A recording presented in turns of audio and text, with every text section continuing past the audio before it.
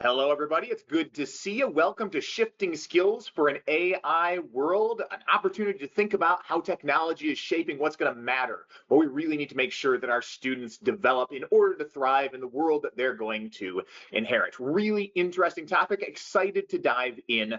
But first, a couple FAQs. First of all, there will be a recording available of the entire session today. Feel free to review or to share with anyone else who might find it valuable. You've also got a resources hyperdoc there in the chat that you can feel free to explore at any time, to revisit any of the ideas. There's also a host of resources there to help support the implementation of what we discussed today. And behind the scenes, unseen but not unheard from, is the amazing Robin to help solve any technological issues you might encounter. Robin, would you like to say hi to everybody? Hello, everybody. Happy summer. Thanks for joining us today. Happy summer indeed. We also have a sponsor, which is the Van Andel Institute for Education's Flex PD. I am privileged to be a part of that. So if you need any great professional development for your school, something that's entertaining, something that's practical, that really meets teachers where they are and helps them to grow in productive ways, you can check out vaieducation.org, or you can send an email to that email down in the bottom corner of the screen and say, hey, we could use some excellent PD at our school. All right, enough of that. Time to dive into the meat of the matter. Our objective today really involves gazing into the future. This is a notoriously difficult task, but it's something that teachers really have to think about. The world that our students go out and live in the rest of their lives is going to be different than the world we grew up in and different than the world that we're in right now. And if we want to prepare them with the skills that are going to help them to live fully flourishing human lives, we're going to have to think about what that world might be like. So I don't know the answers for sure here. I don't know exactly what's going to happen, but it is important for us to wrestle with those questions. Right? We want to think about these questions and come to our own answers. I'm going to share my perspectives on this based on reflection and study and conversation with a lot of different teachers, but you can be wrestling with those same questions as well. One bit of advice is if you think something's going to change, right? Some skill is going to be increasingly important. Add that a little bit more into the work that you do with your kids. Make some incremental changes and see how it goes, right? We can always make adjustments later. We don't need to completely revolutionize everything right now. We can take an incremental approach, subtly emphasizing some skills and de-emphasizing others based on how we're thinking about the world that our students will inherit. Now, in order to accomplish those objectives, we're going to do 3 different sections, all of them with a little bit cryptic titles, hopefully to spark a little bit of curiosity in you. The first is called, Do You Smell Like a Dog? The second involves Sailing the 7 Seas. By the way, that is an AI-generated picture of the 7 seas. There are 7 kind of regular seas and then 1 yellow sea, and I have no idea what is going on with that one. And then we're going to step into the river together to bring this to a close. So let's start with the first one. Do you smell like a dog? And here we're going to wrestle with a really interesting question. Is technology making us smarter or dumber? So the amazing Robin is going to open up a poll and she's going to ask you what you think, just because I'm curious. So you can choose a couple of different things there. You can choose smarter, you can choose dumber, you could choose neither, right? If it's not really having an influence on our fundamental cognitive capacities, or you could choose both. That is totally up to you. So Robin's going to leave that poll open for just a minute as you get your answers in. Then she's going to close it out and share those results with us. So Robin, are we close to seeing everybody's response? We are. Looks like it's slowing down a bit. Let me just give it a couple more seconds here. Final answers, Right. folks. All right. So 54% say both. And then 20% dumber, 14% smarter, and 11% neither. Yeah, and of course, there's no exact correct answer here, but I do want to spark that thought in us. It's going to serve as a foundation for some of the reflection that we're going to do together here today. And we're going to start that reflection by going back into the distant past to the days of our hunter-gatherer forefathers. When they were out there hunting for their prey, their brain needed to be keenly in charge of things like what they saw, what they heard, what they smelled, right? And that was true up until we domesticated dogs. Once we had those canine companions, we could offload a little bit of that work. Our brains no longer needed to have as fine of a connection to our olfactory systems. And so what actually happened is they think that our brains got a little bit smaller as we offloaded some of that smelling to this new technology, the dog. Some of that cognitive capacity we just lost. Some of that we shifted to other things, like perhaps building new and better technology. And that happens all the time.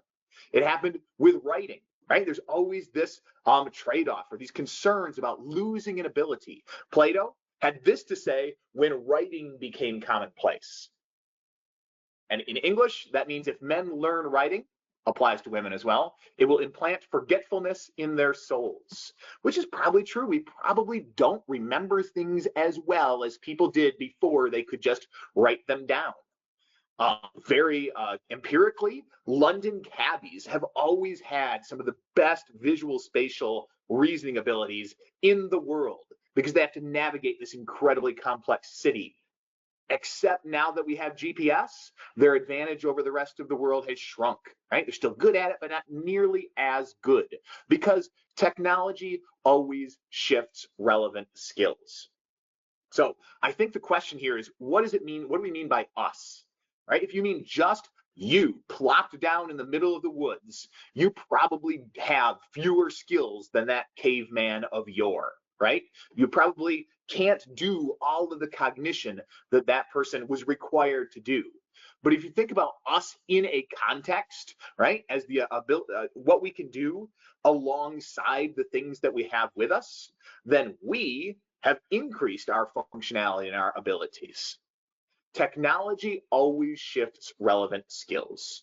Whether we're thinking about the technology of a dog, the technology of writing, the spell check, the GPS, a smart assistant, technology always shifts relevant skills. Of course, it still is important for us to retain some of those skills. If we don't have the ability to recognize misspelled words, we might think that this is actually correct up here, but we are going to shift the relevance of certain skills. Some things are going to become more important, some will become less important.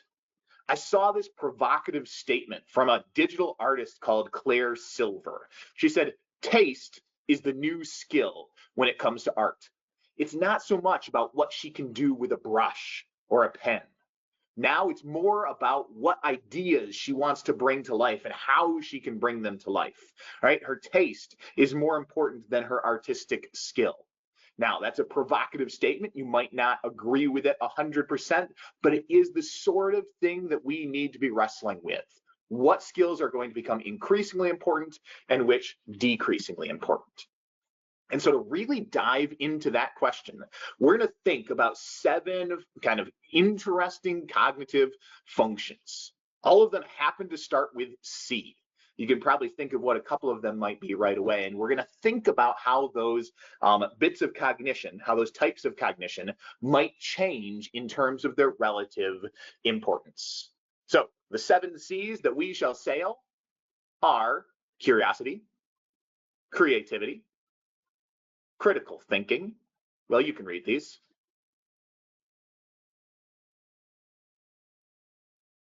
There they are. 7 things that our brains can do, 7 capacities that we have. And we're going to think about how the relative importance of those might move up or down now that we have machines that can emulate a ton of different types of human thinking.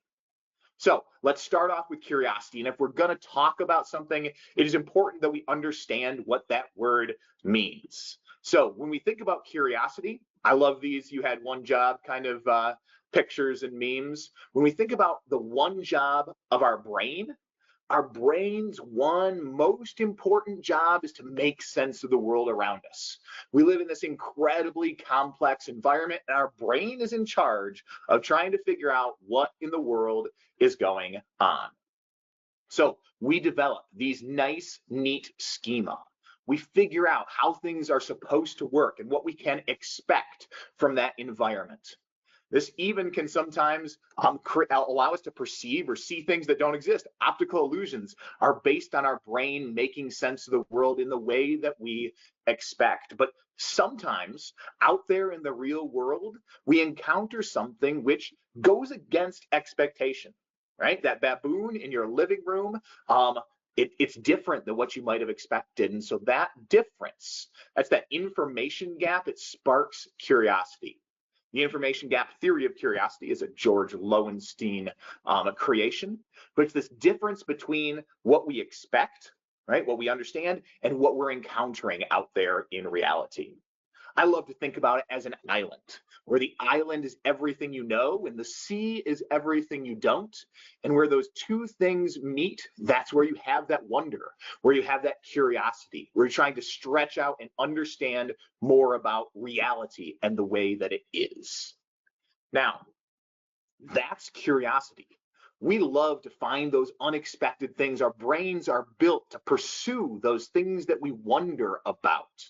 AI, instead of though following these roads less taken, these surprising offshoots, the way its fundamental architecture works is it gets us the most expected thing. It follows the most expected route. When it sees a prompt, its first job is to say, what's the most likely thing that we expect to see next? Which is antithetical to the idea of curiosity. Right? So I do think human brains are going to have an advantage with regard to just that deep kind of curiosity out there in the world. And that means that the relative importance of curiosity is likely to go up.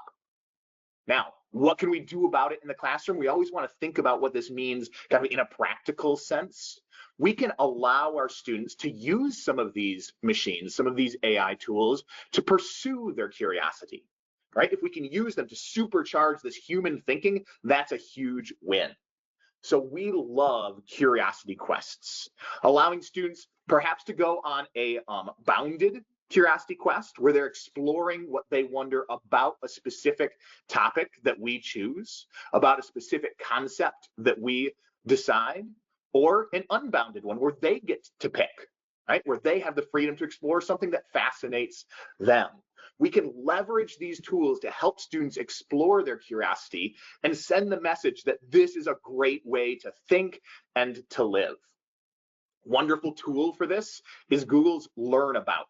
This is a really cool synthesis of AI technology and search technology that is a productive way for students to kind of explore their curiosity about just about anything. So the importance of curiosity probably going to go up as we move into this AI world. Second, let's explore creativity. And when we think about creativity, we're really thinking about convergent versus divergent thinking, right? Machines have always been good at this kind of convergent thinking. Here's a mathematical equation, please come up with what it equals, right? But now they're getting better and better at this kind of divergent thinking, the kind of divergent thinking that we've always associated with creativity, where we have open-ended tasks and we come up with lots of different ways to approach them. That's always laid at the heart of curiosity. So now machines can do a ton of that. If you just want a lot of different ideas about birthday party themes, you can get a ton of them from your handy AI concierge. These things are incredible at brainstorming, which means that that kind of divergent brainstorming is probably going to become less important, and it's going to be something that we do less of in the future. Now, there's another way to look at creativity. This is this creative impulse, the desire to be a builder, a maker, a creator, and here, AI can provide your students with superpowers. It can allow them to build and make and create things they otherwise could not have, right? They can create music, they can create songs, they can write code alongside of an AI companion, which can help them to build stuff that they otherwise couldn't have. So this desire to lead a creative life, to be a builder, maker, creator, that definition of creativity, I think is going to become increasingly important. So In terms of pro tips, allow your students to do creation which sparks joy, even and maybe especially if it involves using some of these new technologies. So discovering ways in which you can help your students to make stuff that they're excited about can build their conception of themselves as a builder and a maker and a creator, and that's where that importance is going to increase. So when it comes to creativity, I think it's complicated. Some types of creativity will likely become a little less important, but others are likely to become even more critical. And the third of them, before we stop and ask you a question, is critical thinking. Now, I think the answer here is simple as pie. I think critical thinking is going to become increasingly important. Doubly increasingly important. And I think that's because critical thinking is essentially weighing the merits of different ideas, saying, is this idea better or is this one? And that's something that we're going to be doing even more of as we go forward. Because these tools help your students unleash, they make your students their own little Steve Jobs, their own executives with all of these minions who work for them. For the rest of your students' lives, they're going to have AI companions who can help generate a ton of different ideas and thoughts. And what your students are going to be doing is evaluating them, deciding which ones are best, which ones are most meritorious. So in terms of cultivating our students' critical thinking skills, especially using things like AI, I love ranking and rating different exemplars. Right? Giving our students different ideas that AI has come up with about whatever we're studying, and then having them evaluate which ones they like best.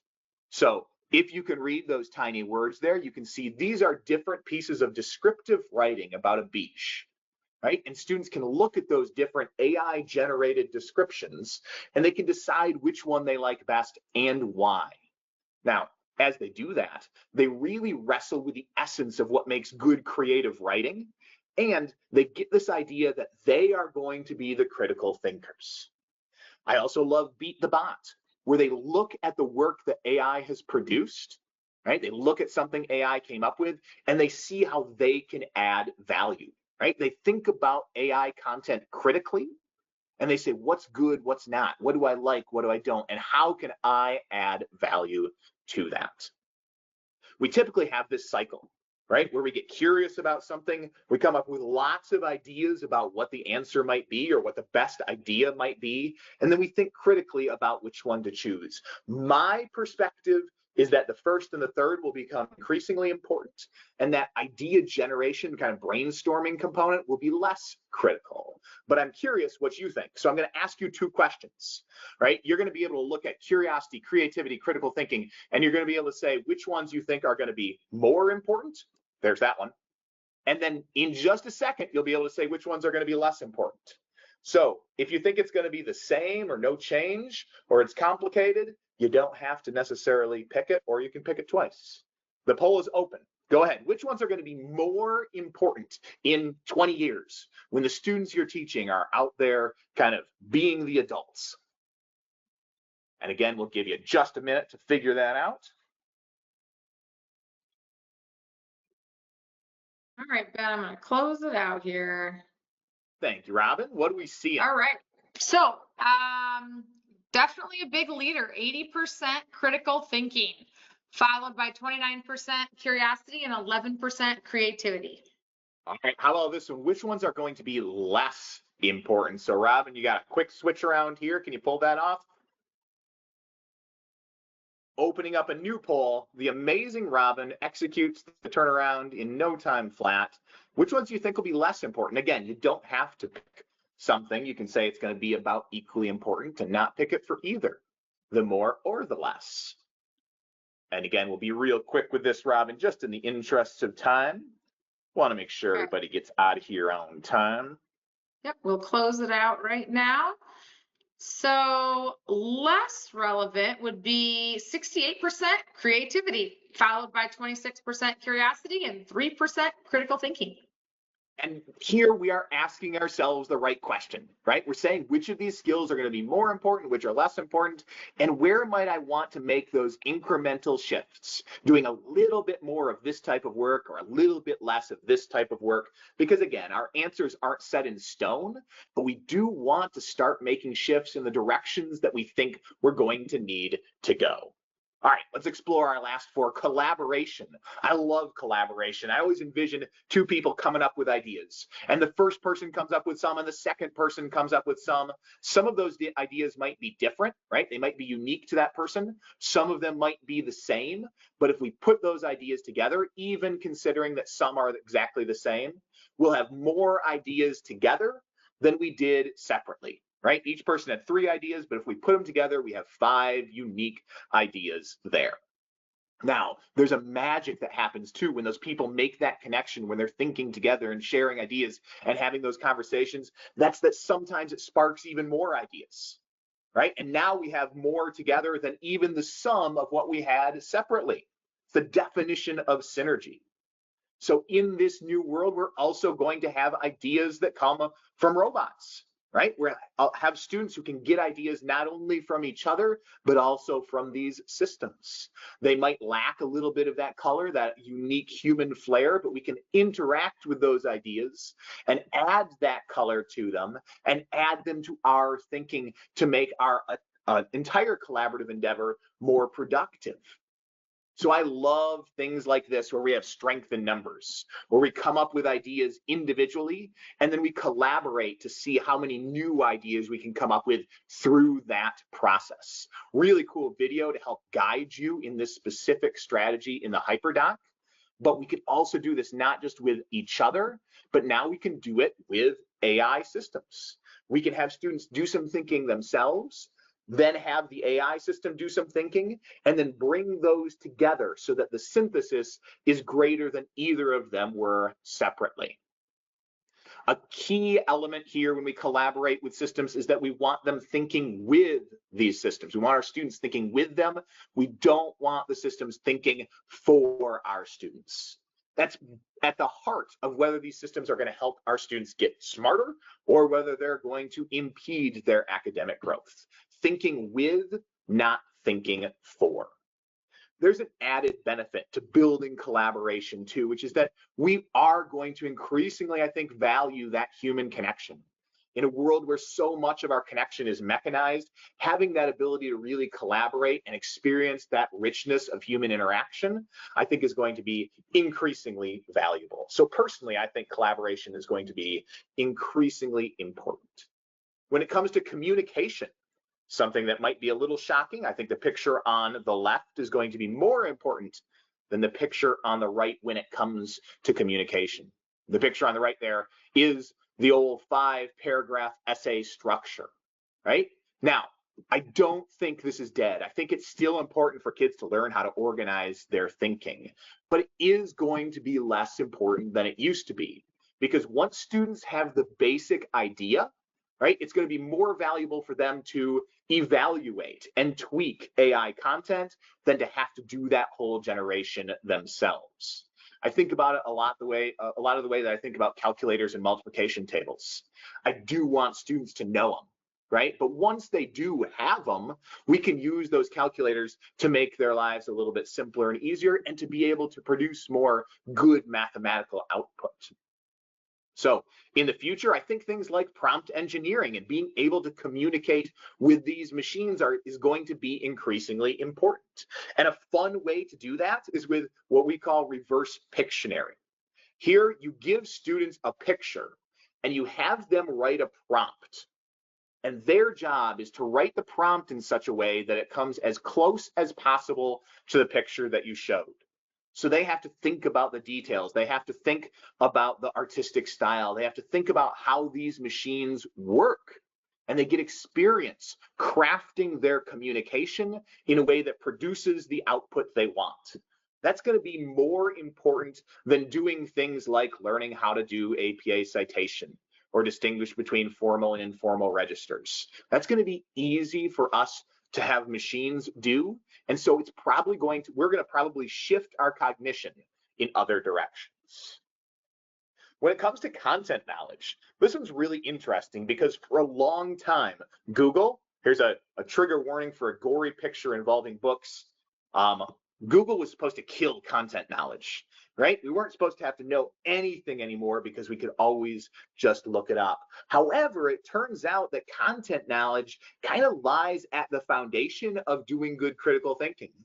And so in a world where critical thinking is increasingly important, it's also going to be important to know and to understand. Plus, again, it's awesome. It's cool. It's fun to know stuff. It's fun to understand our world. That's how our brains are built to be. I always think about the very last Calvin and Hobbes strip. We want our students to feel like it is a great, big, wonderful world full of incredible things for them to explore. And that includes knowing and understanding. So I think content knowledge is going to remain as important as it has been in the past because it serves as the foundation of critical thinking and because it's so great to understand our world. And the last of those 7 C's is this idea of care. We want these tools to make the world a better place. We want there to be alignment between the direction that humans want to go and the way these machines help us to go. Every technology can be used for good or for ill, and so it's important that we give our students opportunities to use these tools to accomplish noble objectives. I love AI invention, where students see a problem, like maybe messy lockers, but any problem in their school, their community, and the world, they get ideas, they brainstorm with an AI system, and then they actually do that hands-on work of building, making, creating, designing the solution.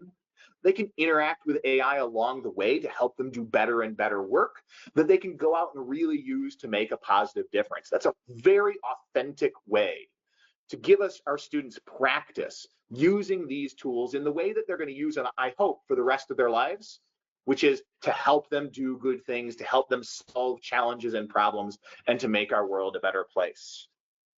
If you know anything about us, you know that the Van Andel Institute for Education loves projects where students can use their skills and talents and abilities to help make the world a better place.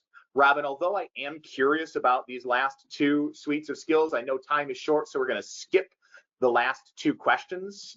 But I hope that you, sitting in your chair or standing next to your screen, are asking some interesting questions, are thinking some interesting thoughts about how you might like to make that incremental change to shift the skills you emphasize in a way that emphasizes skills which will be increasingly important. Now, we are going to go out there and step into the river. The world is always changing, and we are always changing. It can seem a little crazy and confusing and chaotic, but by changing with it and by doing it with intention, we can provide some sense of direction to the change. And we can do that together. I encourage you to be reflecting on these questions with your staff, with your colleagues, with your peers. If you do need support, again, myself, my colleagues are more than happy to provide some assistance in building any of those skills that you think are going to be increasingly important, or just in wrestling with the idea of artificial intelligence itself. Whatever your needs are, we'd love to hear from you. So go ahead and fire me an email, ben.talsma@vai.org, or just check out the website there to see how we might be able to be of service to you. In just a second, when we finish up, a survey is going to pop up. I'd love if you could fill that out and let me know what you thought. But before we do, I'd like to finish by saying thank you. It is a challenging world that we live in, full of lots of interesting, but also potentially frightening changes. I'd like to thank you for taking some time today to think about how AI is going to influence the direction, the nature of education going forward. I'd like to thank you for that time today, but most of all, I'd like to thank you for all of the work that you do every day to make a positive difference for the lives and for the learning of your students. It's much appreciated. Have a wonderful day.